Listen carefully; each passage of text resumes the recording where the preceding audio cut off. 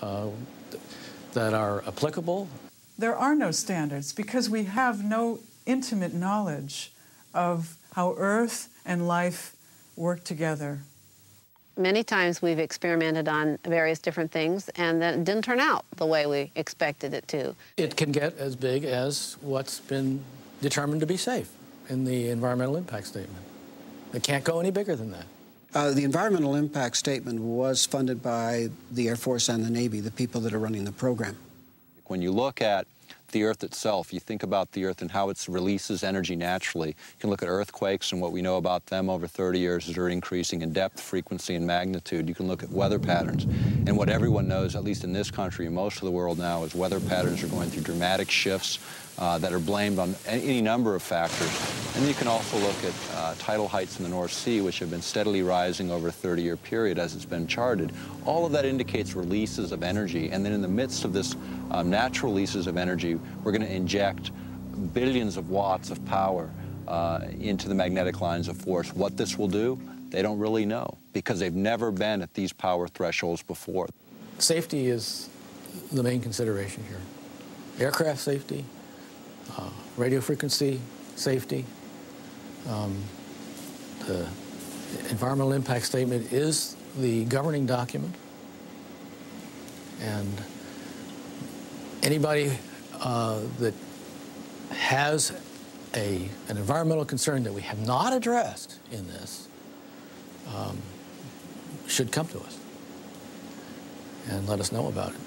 There's no independent scientific committee looking at this outside of the military. There's no physiologists or bioscientists involved in this project from the military looking at those bioeffects.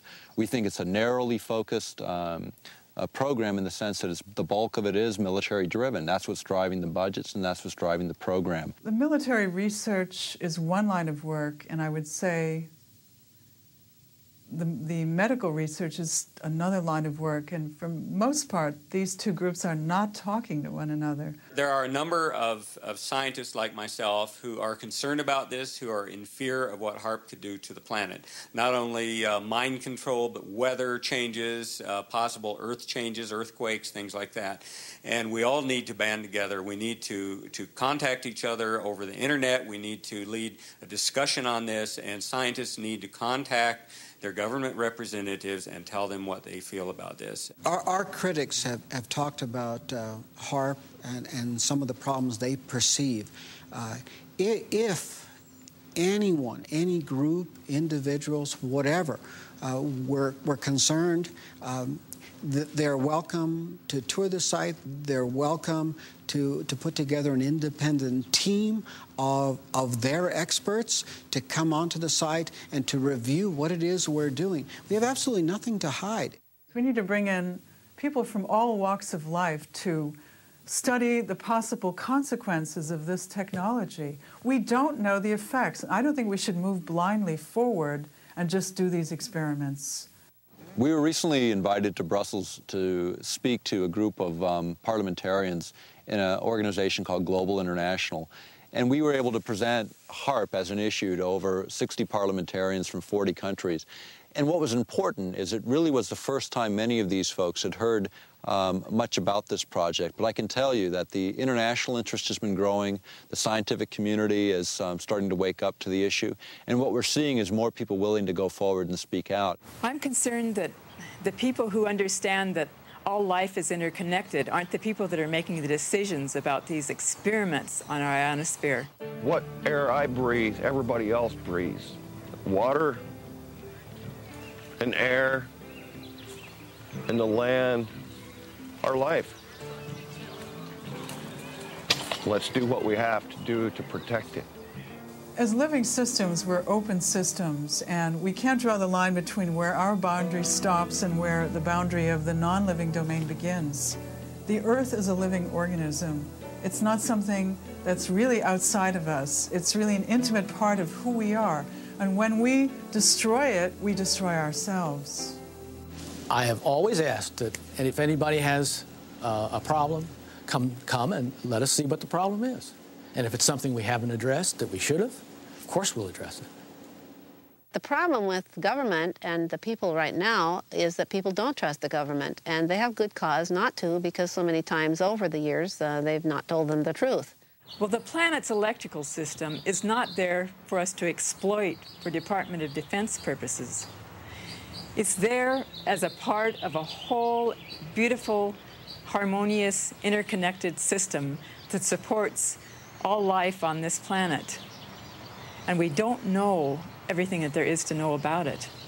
It's not up to me to determine that it is or is not a valid expenditure of taxpayers' funds. It's not my call. And if Congress gives us the funds, evidently they believe it's worthwhile. I'm told to do this, and we are doing it. Those people who are in government, they tell me a lot of times that they're just following orders.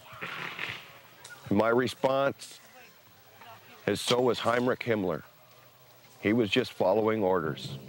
We're about to embark on another arms race. It's totally unnecessary. We're committing billions of dollars to this technology, and the question becomes is, where does it end? I mean, they figured $3 trillion on the entire nuclear adventure, and that's, 60% of the current national debt. Are we going to start that cycle again? Is it necessary to do that again? There's just no sense to make more of HAARP than there already is. It's intended to be for research, and that's all.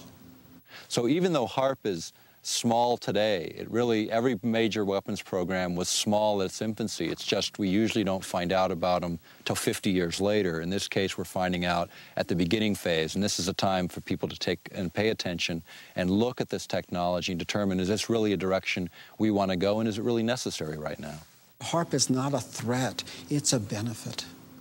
We also know that there are other very specific frequencies which are different from the war games frequencies, which can enhance healing, which can accelerate natural healing in our bodies, which can alleviate our mood disorders, which can help us get over depression, anxiety, and sleeplessness. The military has very different plans and asks different questions looking at the same system than the scientist who's interested in medical issues or healing the planet. It may not be that the Earth will die, but we will not be able to sustain human life on this planet if we continue to add one element of destabilizing technology after another. If we do not stand up for what we believe in, for the children, we're not doing our job. Perhaps true wisdom lies in knowing our limitations and that even the laws of nature are uncertain. In view of these technologies, we're left to wonder, do these experiments jeopardize our long-term survival?